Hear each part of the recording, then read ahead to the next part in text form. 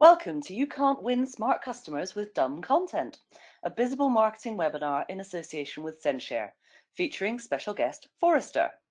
My name's Morag Cuddiford-Jones and I'm your moderator this afternoon. I'm a business journalist and consultant editor here at Visible. Today we are joined by Censhare's VP of Global Marketing Ian Truscott and Forrester Principal Analyst Rusty Warner for a look at how successful marketers leverage real-time insights and smart content strategies to orchestrate contextually relevant interactions. Before we start, let me tell you about how you can interact with us today. You're all in listen-only mode, but we're always keen to hear any questions or comments you have through the session. Please use the questions pane to submit these to us at any time. We're also monitoring a Twitter hashtag, which is #SmartCustomers. So feel free to interact with us on Twitter as well. Lastly, as always, we are recording the webinar, so you'll be sent a copy to watch on demand or share with colleagues within the next 24 hours. And with that, we'll get started. First of all, saying hello to Ian and Rusty. Hello. Hello. Hi, everyone. Ian. Hi, Rusty. Ian, I think we're kicking off with you, so please take it away. Okay. Just thought I'd share a little bit about Censhare. You may not have heard of us. We're a fast-growing content management solution based in Munich. We have around 350 people around the world. Our clients include folks like McDonald's, Bosch Siemens Home, Oriflame, BMW, and Christie's, as you'll see on our website. We provide what we call a universal smart content management solution, and it's aimed at replacing the silos and platforms for omnichannel web experiences, DXP. We cover all the acronyms. If you're familiar with this industry, we tend to like to talk in our acronyms. So we do web content management, product information management, digital asset management, and marketing resource management. And we use a unique semantic technology similar to what's used in artificial intelligence. So we talk about this idea of smart content, and you'll learn a little bit more about that in this webinar. We have a background in publishing, so we understand the content marketing challenge, and it's a challenge we think that every organization now has. There's such a thirst for content. Again, it's a point that I make later in the presentation, but I just thought I'd share a little bit about Censhare and your sponsor of the webinar today. Over to you, Rusty. Great. Well, thanks, Ian, and thanks, Morag, for the introduction. As Morag said, I'm a principal analyst at Forrester. I'm based in the UK, but I'm currently coming to you from Chicago, and I'm going to share with you my thoughts on winning smart customers and how you cannot do that with dumb content. And then Ian will come back at the end of the webinar and share some more details about Censhare and give you some follow-up activities. We're going to start with a view of the customer, because no matter what any of us do in our day jobs, we are all at the end of the day consumers and customers. And we know that our access to information gives us higher buying power. And that has changed our purchase behavior in a considerable way. We've become more value driven. So we all like to get a good deal, of course, but if we have the money to spend, price might no longer be the #1 reason why we decide on one product or one brand versus another. We're looking for more of a sense of a value exchange. We're also becoming very comfortable with technology, and our digital devices are encouraging us to try new things.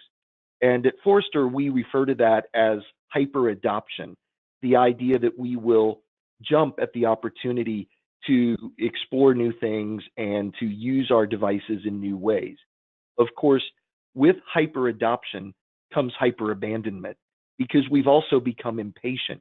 So we'll very quickly move away from a mobile app or a website that doesn't perform or perhaps doesn't have the right mobile footprint to serve our needs. And of course, we've become averse to all of those messages that we're bombarded with on a daily basis. If I'm in London and I travel for just 45 minutes on the public transport system, I know that I'll be exposed to over 100 messages representing nearly as many products. And if I add that together with all of the advertising messages I see either on broadcast media or digital media by the end of the day, I'm just overwhelmed with information.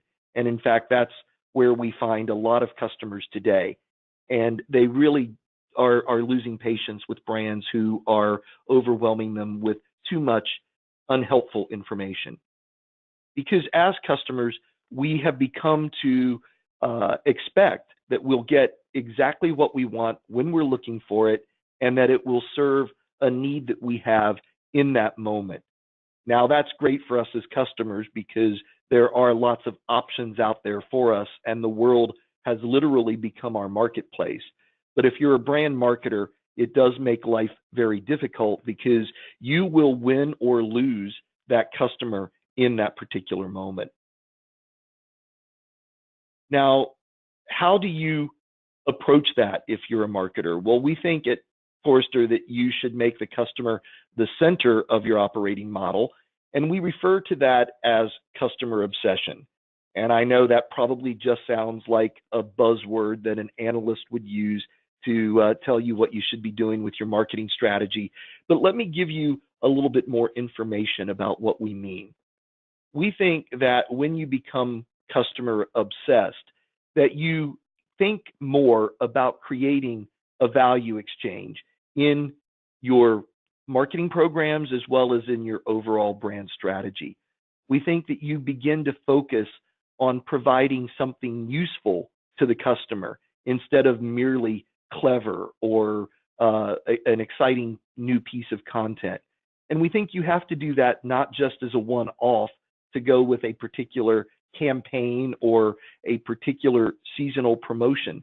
You really have to incorporate that utility into everything you do across a customer's purchase journey with you as a brand. If you get it right, you can begin to create a pull effect where the customers are coming to you as opposed to you having to push or bombard them with all of that content and information. Now, I'm sure that those of you looking at your screens have seen this young man who's got a surprised expression on his face, and you can see his speech bubble with the WTF in quotes. And if you look closely, you'll see that there's a door handle next to that young man's chin. That's because I actually took this photograph. I took it when I was visiting one of our customers in Ireland, who happens to be a big bank. And the marketing team told me that they put these bigger than life-size posters on the doors of all their conference rooms at their world headquarters to remind everyone, not just marketing, not just customer service, but everyone, that providing a better customer experience and becoming customer obsessed is a job that every single person in the organization has to embrace. Now, some of the posters they put up had positive customer reactions, some had negative.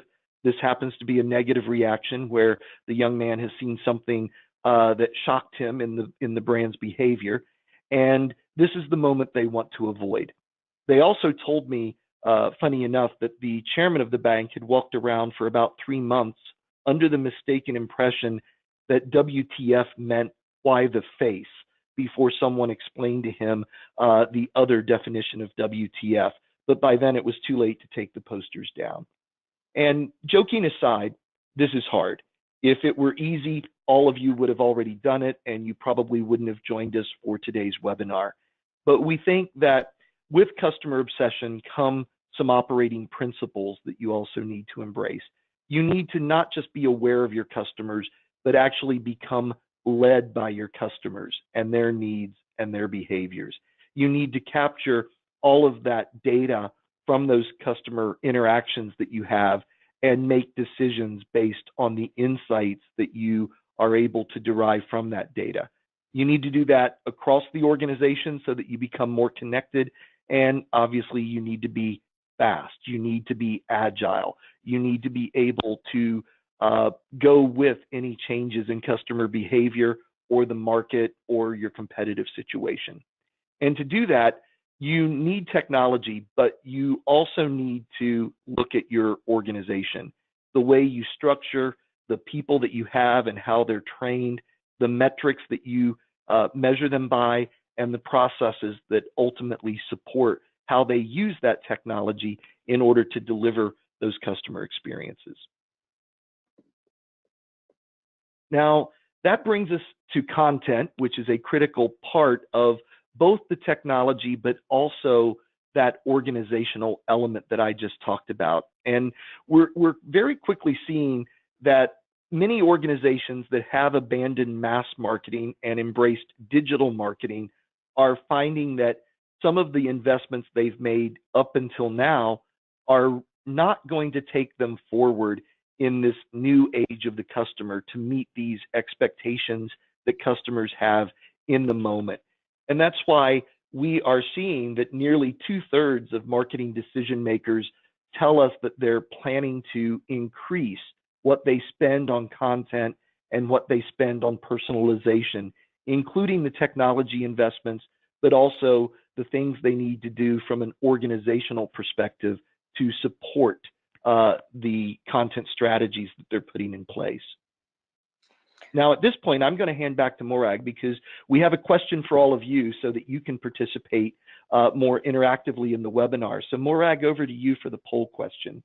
Fantastic. Thanks, Rusty. Great. So we're going to run a quick poll so we can gauge where you're at specifically with personalization. So we want to know quite simply, this year, will your organization's focus on personalization increase, decrease, or stay the same? Now, you mentioned, Rusty, about people, getting themselves organized, being able to use the insights about their customers to deliver better customer-focused content. What's your anticipation really with this poll? Do you think, in general, companies got the hang of using their customer information and insights? I don't think that we've fully come to a place where I could say that we've got the hang of it across the board. I think there are organizations that are very good at using customer data to develop better content and then use that data to personalize content for individual customers. But typically what I see is organizations will have that in a good place for certain channels. Maybe it's their digital channels. Others might be in a good place on their offline channels, but it's rare, I think, to find an organization who's doing it across the board for all of their inbound and outbound channels and all their online and offline channels. Do you think that's that is an organizational problem? We talk a lot of times in marketing press about siloed data, siloed information, siloed behaviors and departments, and to be able to do something across the board, surely we need a great deal of linkage between all of these systems. Yeah, absolutely. It's the technology integration in terms of bringing those ecosystems together from a tech and an application perspective. But I think even more importantly, it is bringing the organization together. Marketing might not be in direct control, for example, of the e-commerce platform or the contact center, because those belong to sales or operations or customer services. And those parts of the organization really need to come together to understand the role that they all have to play and the role that their systems have to play in delivering that more consistent customer experience that is going to be useful and valuable to the customer. Fantastic. Well, I can see it's always heartening when I see the polls come out with this big number of saying that they're going to increase, because that means we're clearly talking about something that interests you all. So now that we know that 71% of you are planning on increasing personalization, I am going to hand back to Rusty to continue the presentation. Okay, well, thanks, Morag. And I'm heartened by that as well. I'm glad to see that this particular audience, the percentage of you planning to increase your focus actually exceeds that Forrester research survey that we conducted in the field. So glad that everyone is on board with what we're talking about here. And if you are planning to increase your spend, you are no doubt looking at how to optimize your content strategy and make it more intelligent, make it better serve your customers. And we think that you really need to focus on those contextually relevant moments with your customers where you are delivering an experience or value or utility. Notice that this doesn't say you're delivering an offer or a campaign or a piece of content. Of course, we know that your content strategy is going to support this effort, but we think you really need to up your game and focus more on what's going to be meaningful to the customer instead of just a focus on the content element itself. It's more what that content will invoke with the customer who interacts with it. And you'll need to do this in the appropriate moment in the customer lifecycle, and you'll need to do this across a variety of channels that are the ones where the customer prefers to interact with you and your brand. Now, to get this content strategy right, we think you're going to need to bring multiple things together. First and foremost, you'll need to combine those insights from your customer data with your marketing automation systems. So we refer to systems of insight and systems of engagement, where on the left, your customer data, the analytics that you would leverage in order to derive insights from that data would all feed into your content strategy, which is then connected to your marketing automation platforms and then ultimately to the channels where you're going to deliver those interactions. So you're combining those insights and actions.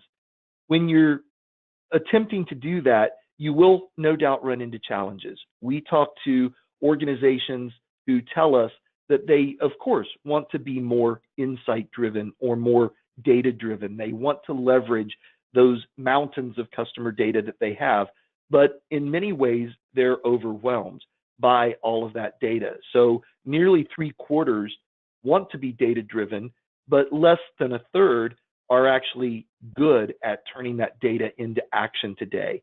Your content strategy can actually help with that, because you can begin to use the insights for the content that you develop, further use those insights when you're personalizing and delivering that content, and then you can capture data about how customers interact with that content in order to close that loop and ensure that you continuously optimize the strategy. So I think content finds itself front and center here between the data and action, and actually will help you fill in this particular gap that we see. We also think that when you begin this process, you will find yourself using lots of data sources in order to be effective. And you can sometimes find yourselves overwhelmed with that volume and velocity of data, as I mentioned a minute ago. So you really need to think about what types of data are going to be relevant to the customers and ultimately to driving your business goals. Can you leverage that data to help you anticipate or predict behavior and the needs that you're going to have for content development? And then, of course, it's not going to do you any good at all unless you're able to take action on it and make it part of what your organization is doing as they reach out and interact with customers. Ian mentioned at the beginning of the presentation artificial intelligence, and we think one of the uses of some of these new data types is going to be with what we call content intelligence, which is using AI in order to not only capture data, but also understand what that data means, understand what content elements mean and how they might be perceived by a customer, understanding things like emotion or style or tone or the sentiment of a piece of content and how that might influence the customer, or how it might be used more effectively when you're personalizing the experiences. So not only will you be embracing new data types, you'll be embracing new algorithms that are based on AI capabilities to help you get the most out of the content. And with that use of data and insights in mind, Morag, I'm going to come back to you and let you bring up the next poll question, which has to do with leveraging your customer data for your content strategy. Fantastic. Thanks very much, Rusty. So yes, using data insights to create better content, just to try and find out where you guys are on this journey. So one of the options is yes, data is core to the content strategy, or perhaps we struggle to apply data insights to content, or perhaps we even struggle to get insights from our data. Rusty, you were talking about the data gap and being able to get that closed. Which of these three do you think is the most is going to be the most reflective of our audience? Well, in some ways, I wish that that folks could click more than one button here. We're trying to really understand which of these you would say is the most applicable to your organization. But I think a lot of people, as we saw in that earlier research data that I put on the screen, a lot of people would say, yes, it's absolutely core. We know we need to do it, but then there will be struggles either with capturing the data or applying the data or both. So I'm really curious to see how our audience today will answer the question and which of these they think is most important. Do they think they're at a place where they can say, yes, the data is core and we think we're doing a good job, or will they look at one of these struggles and see that as the most important challenge? Fantastic. Well, it's certainly interesting because data insights mean different things to different people, and as we can see here, we've got a kind of, it's not an even split. We have 24%, the lowest number, struggling to get insights at all, compared to 41% who are really putting data through their content strategy. Is this something that you'd expect? Would you expect everyone to be sort of fairly evenly spread like this? Honestly, I expected that there would be a split across the three answers. I'm thrilled that the smallest number here applies to the people who are struggling to get insights from data.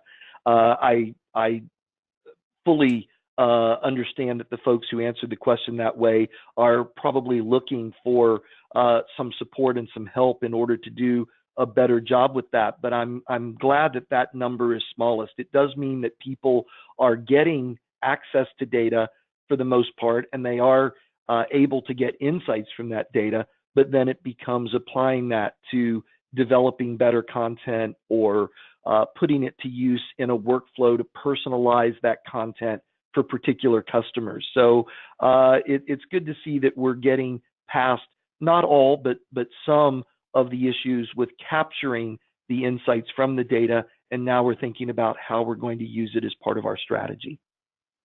Fantastic. Well, we're about to continue on with the presentation. I just want to remind everyone to keep asking questions. You can ask questions via the question panes. You can use the hashtag #SmartCustomers, but please do keep giving us your views, and we'll go through a quick Q&A at the end of the presentation. But for now, I'd like to hand back over to Rusty. Okay, well, thanks, Morag.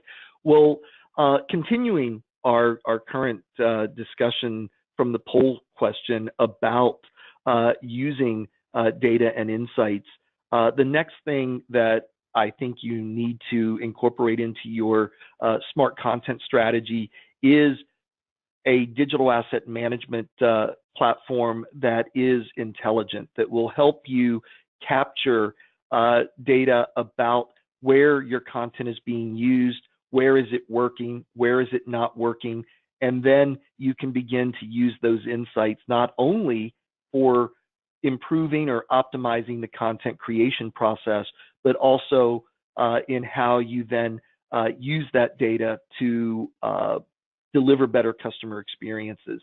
You can also start to leverage those insights from the content assets themselves in order to see how you're doing in supporting the business goals of the organization.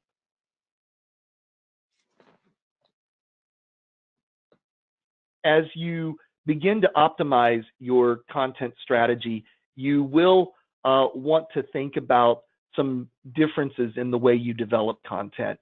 Those insights, we believe, are going to drive you to a more modular approach.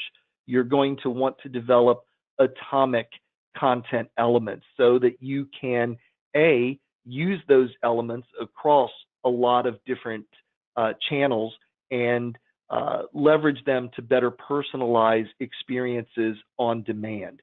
So if you create your content in a modular way, instead of a big, glossy, finished piece of content that only works for one channel, you'll be able to use those content elements and make them available to your marketing automation systems or your commerce systems or whatever the case may be, so that you can put them together in different combinations to create a more personalized experience for individual customers. That means, of course, that you're going to reuse assets. And we have a couple of different brands from different industries that we're quoting here, where in the travel and hospitality space, there's a brand here who recognizes that they have to make use of existing content and reuse it in clever ways to better personalize experiences in order to meet the customer expectations.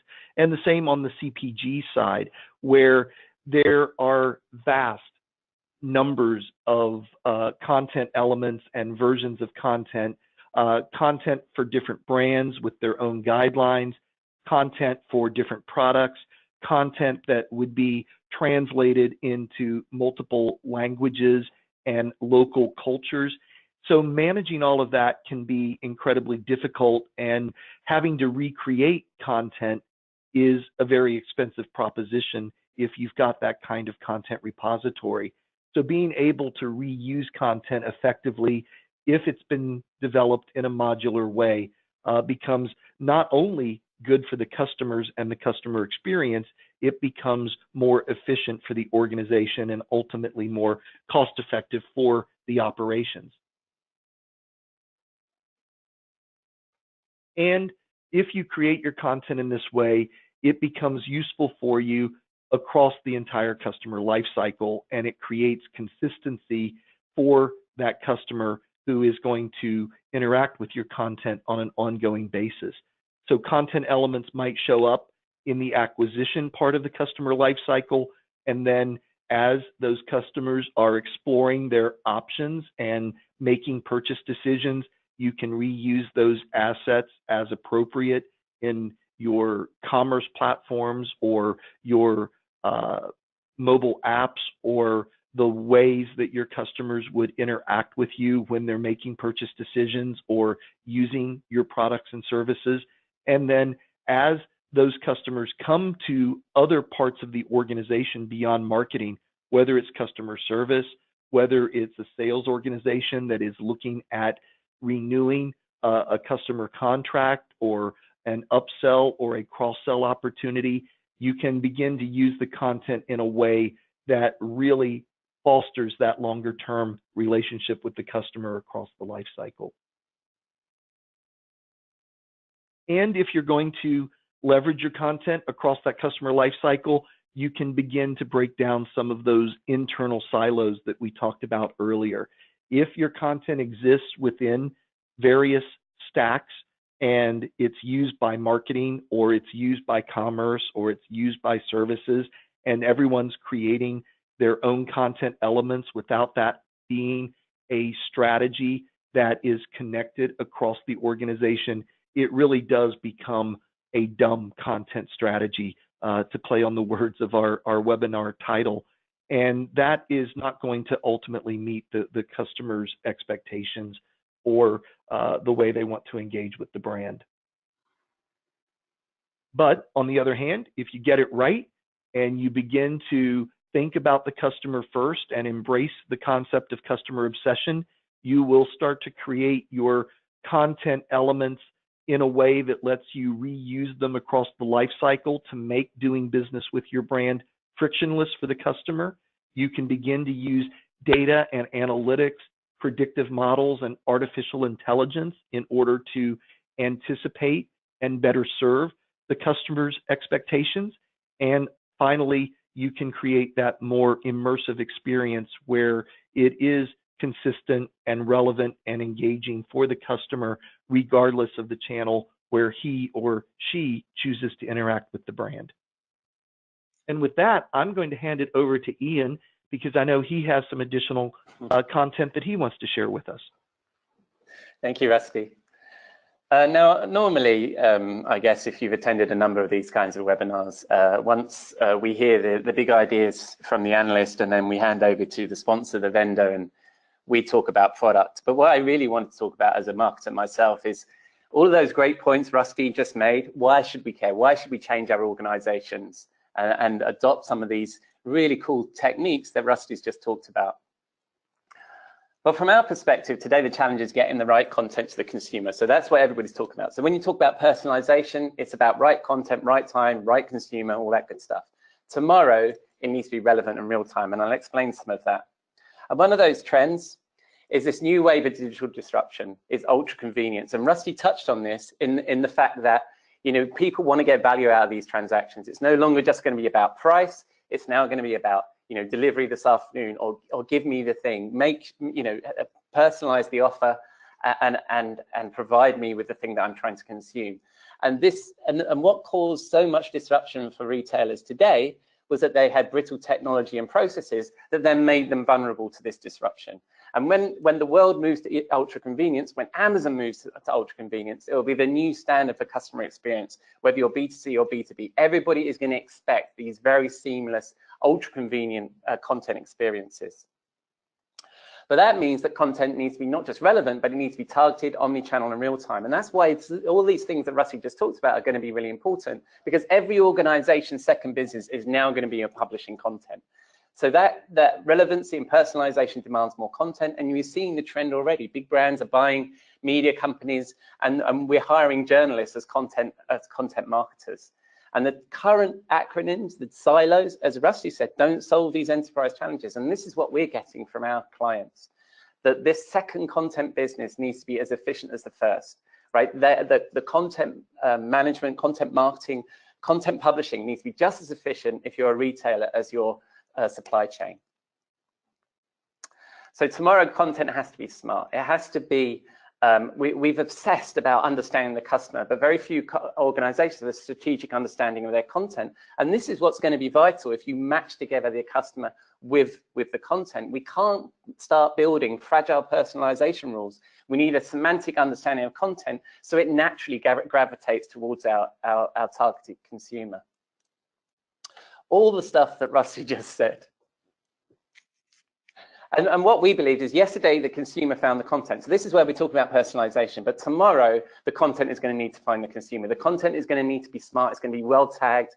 It's going to need to know who its audience is. It's going to know how it relates to other pieces of content so it can then appear in this consumer experience, in this real-time, ultra-convenient consumer experience.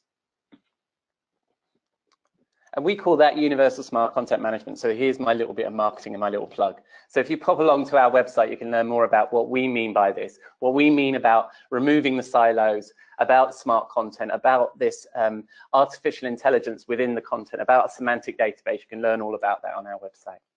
So that's it from me. So I think we now turn over to questions.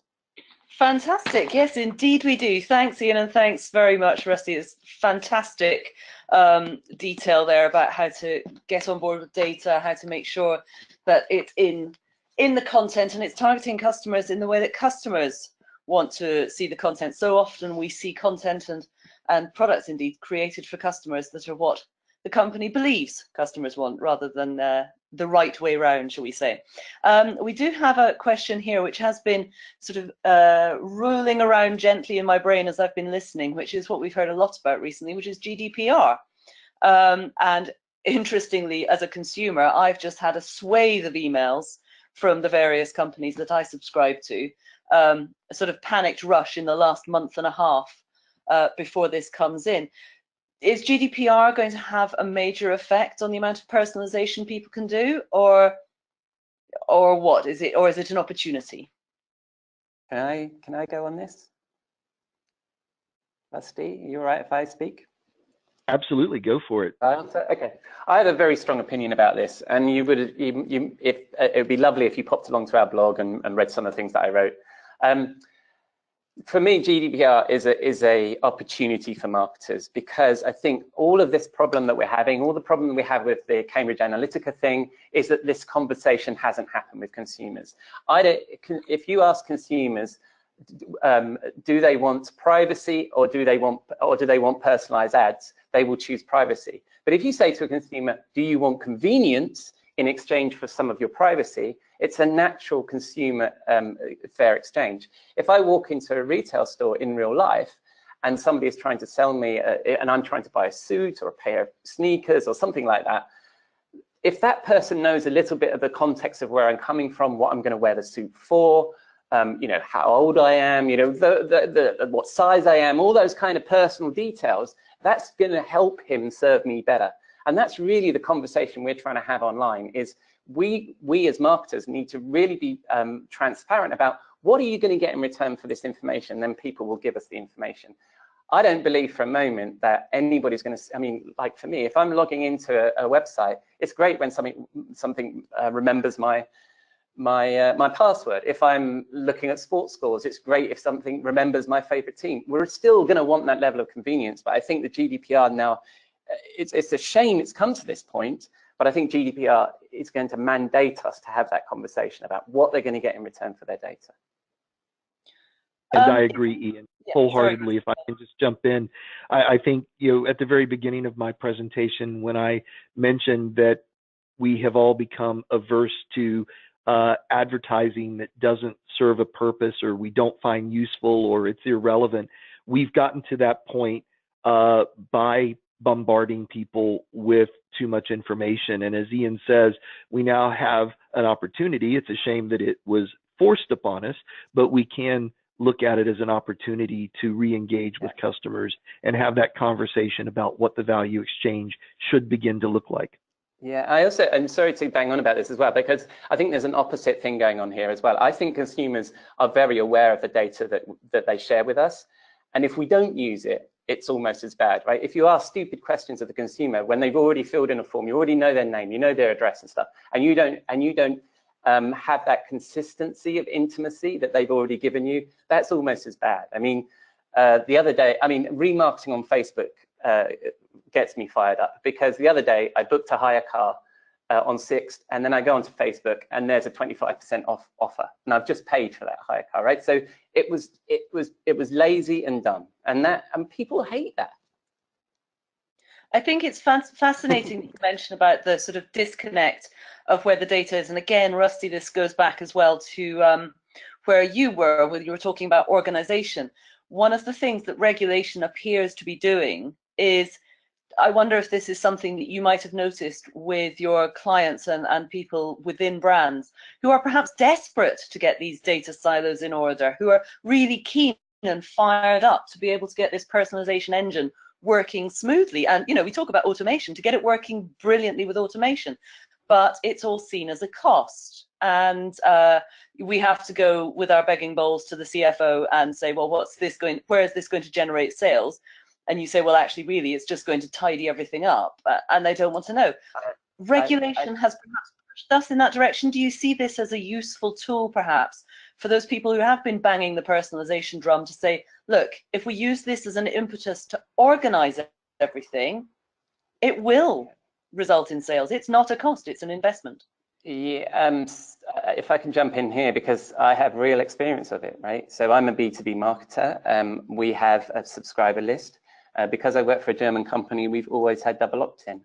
Now, our email open rates are very high, and I believe our email open rates are very high because we have that double opt-in, because we've had to have a conversation with somebody about the value of our content, and therefore people are more likely to read it. I think, you know, you spam a bunch of people, it's going to be cheap, absolutely, but you're not going to get the value in return. So I think we'll quickly realize that there's a value model for both sides, a quid pro quo for both sides on this, and that'll be easy to take to the CFO. So as marketers, do we need to wean ourselves off volume over value? Oh, absolutely. Yeah, sorry, I thought I'd leave a pause for you there, Rusty, because I was answering everything. But absolutely, you know. And one of the things, you know, I have a stupid example I use when I'm giving speeches about digital marketing. If you're measured on web hits, then put the picture of a cat playing the piano on your homepage, and you'll get loads of web hits. You won't get any engagement. And I think engagement is the key thing here. So if you're just going to spam everybody, you'll get zero engagement. And it's putting a value on engagement rather than hits or subscribers or any of those sort of vanity volume metrics. Fantastic. So moving on then to another question that we've got here in terms of getting content fit for purpose. And again, I mentioned that word automation, and you've talked about AI as well. These are engines that they're machines that need machines to input data. So it's got to be clean, it's got to be usable. We can't have, you know, lots of titivating around the edges. Do you have any examples of how our listeners can begin breaking their content into small components for reuse? Again, organization from this perspective of making their content recognizable and able to automate across the organization. Well, I can jump in there. I think that as we talked about, it's understanding the way the content is going to be used and the way customers are going to interact with it. And that will help you determine how modular the content can become.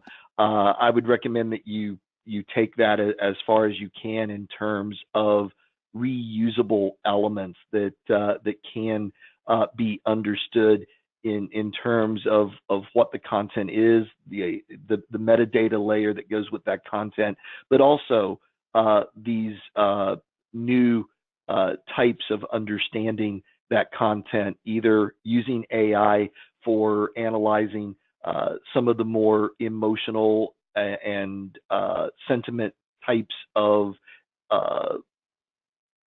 aspects of the content, or the metrics that go with how the content shows up in different channels and how customers interact with it and what works and what doesn't. And I think if you start to think about content that way, it will ultimately result in a lot of changes in not just the content itself, but the strategy for producing that content. You won't be able to have the same types of production queues that you have today. Things have to become a lot quicker because there will be more turns of content. Your approval process will change because you will no longer have everyone commenting on or revising a piece of content till it gets to a point where legal signs off on it and the CMO signs off on it and so forth. You'll have to look at these content elements, approve them, make them available, and then you won't be able to put human eyeballs on all of those permutations of content that might result when your automation systems take over and start assembling that content for individual customers.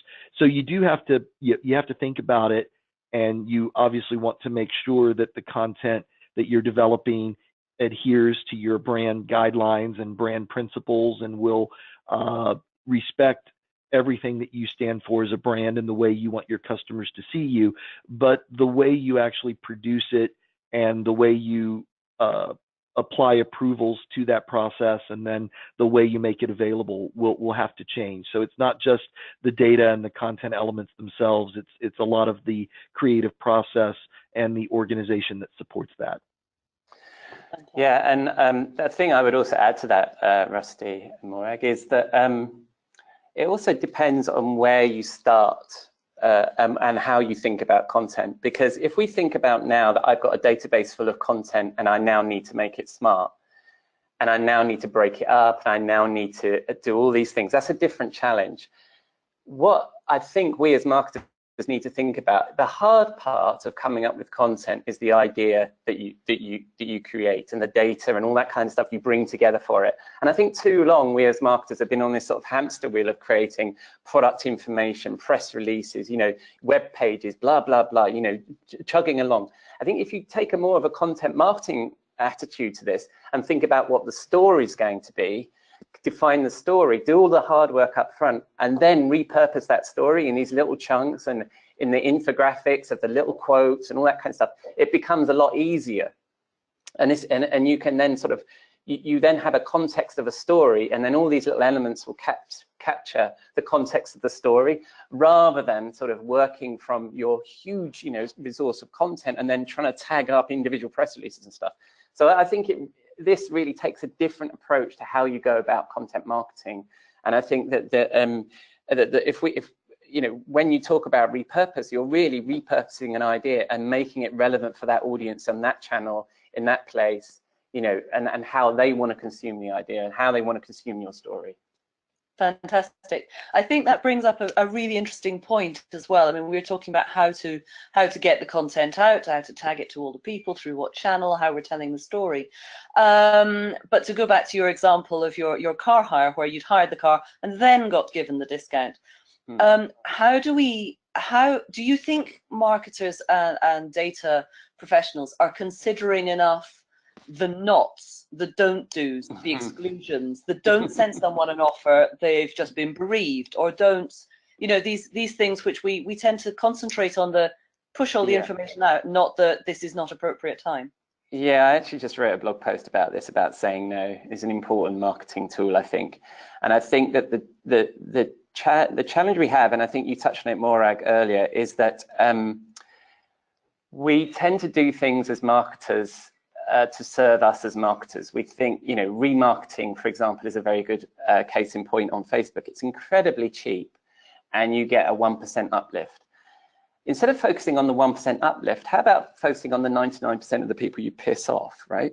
So I think that's what we need to think about as marketers, is what is it the consumer wants? What are they going to get out of this, rather than why are we doing this as marketers?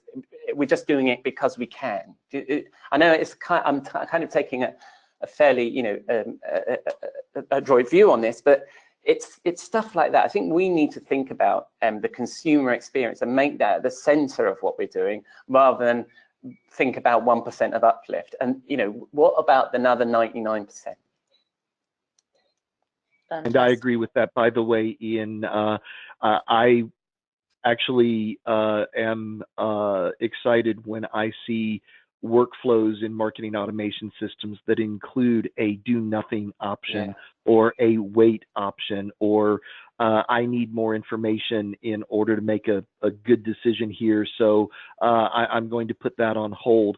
And I think it's hard for marketers to take that step back and do nothing, because we're all taught that we should constantly be putting something in front of customers. We have that opportunity to do that. We have that moment.